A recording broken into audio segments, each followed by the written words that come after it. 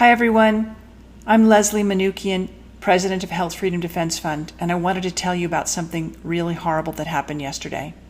The Department of Justice released an opinion, and that opinion stated that emergency use authorized products can be mandated.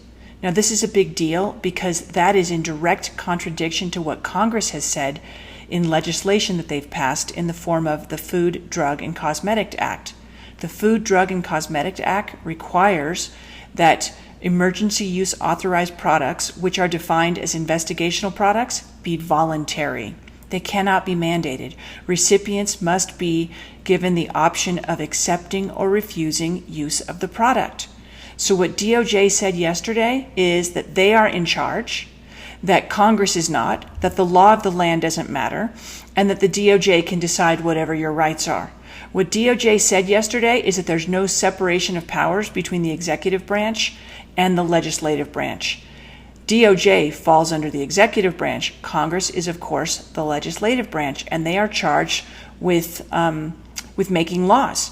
The DOJ is charged with enforcing the law. What they've done is a gross distortion of the law, literally twisting it into oblivion. They are saying that as long as you are informed that you have a right to refuse, after you've been informed, then you can be forced. That's what they've said.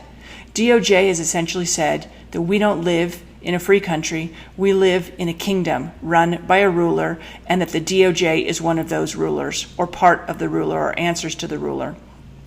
What DOJ has said is that there is no longer the rule of law in the United States because what Congress has legislated no longer matters. I cannot impress upon you enough how important this is. It is a huge development, a seminal moment in our history, because DOJ is saying that there is no separation of powers and that legislation that Congress passes is not the highest law in the land. This is horrific. Now, Health Freedom Defense Fund is going to keep doing all it can do by litigating against these unjust mandates and edicts in courts, and we ask you all to become members and to support our cause. But I have another message for you today, and that message is this. It is incumbent upon each and every one of you to decide where your line in the sand is. It is incumbent upon each and every one of you to stand up and say, no, I will not mask my children.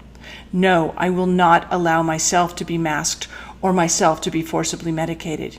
What the DOJ has said is that forced medication is acceptable.